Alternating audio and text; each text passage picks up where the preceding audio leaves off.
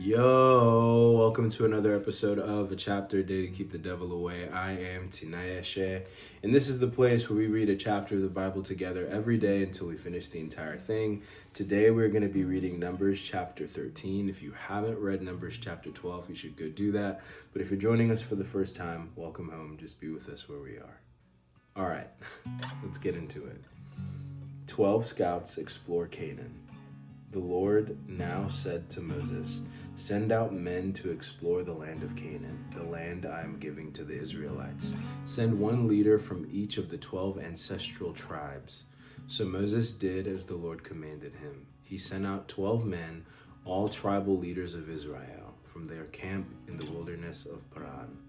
These were the tribes and the names of their leaders. Tribe leader: Reuben, Shammua, son of Zakur; Simeon, Shaphat, son of Hori; Judah, Caleb, son of Jephunneh; Issachar, Igal, son of Joseph; Ephraim, Hoshea, son of Nun; Benjamin, Palti, son of Raphu; Zebulun, Gadiel, son of Sodi; Manasseh, son of Joseph; Gadi, son of Susi; Dan, Amiel, son of Gemali; Asher, Sethur, son of Michael; Naphtali, Nabi, son of Vapsi; Gad, Geuel,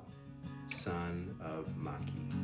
These are the names of the men Moses sent out to explore the land. Moses called Hoshea, son of Nun, by the name of Joshua. Moses gave the men these instructions as he sent them out to explore the land. Go north through the Negev into the hill country. See what the land is like, and find out whether the people living there are strong or weak, few or many. See what kind of land they live in. Is it good or bad? Do their towns have walls, or are they unprotected like open camps? Is the soil fertile or poor? Are there many trees? Do your best to bring back samples of the crops you see.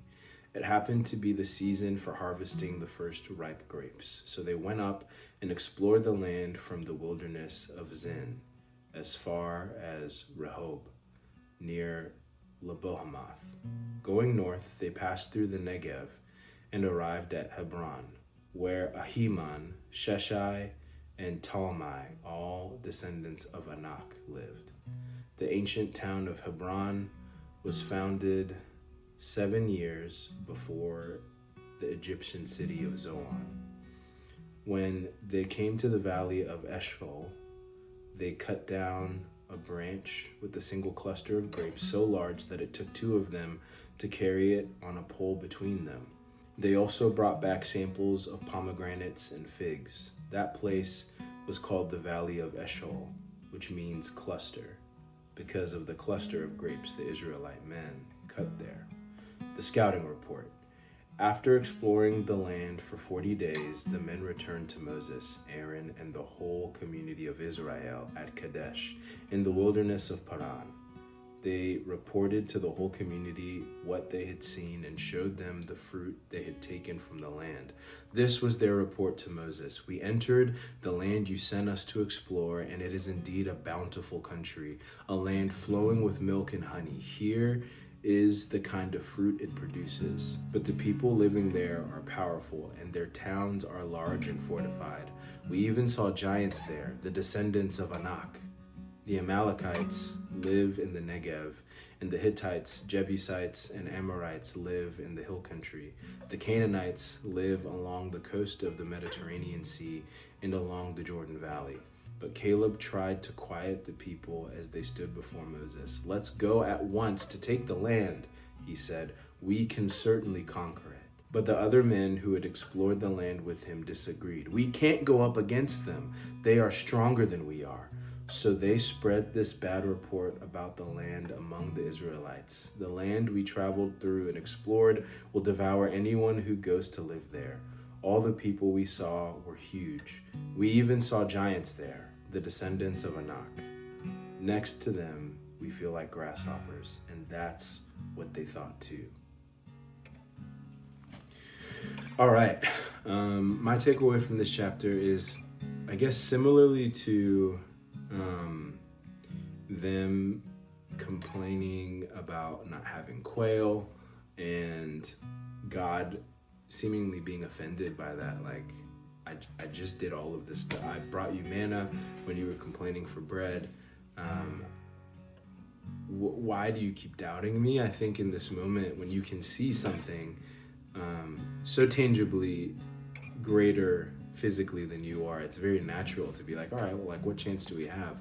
But they literally saw a body of water between them, their captors, and freedom. Like, and God split the sea in two so that they could walk through it on dry ground, which isn't possible, and made a way for them to be free. And I think in the midst of everybody being rightfully and reasonably controlled by or mastered by what they can see, I think the encouragement is to be Caleb, who is so confident in who God is that he says, let's go now and take this land. I'm not getting into a discussion about like conquer, all that stuff. Like, that's a different time that I'm not familiar with, but the faith and steadfastness and resolution that Caleb has is inspiring to me. He has seen God move over and over and over again, and he has no doubt, regardless of how big these descendants of Anak are, we can go now and conquer this land. And I think that's just pretty cool. So that is my takeaway for today. I love you guys. Peace.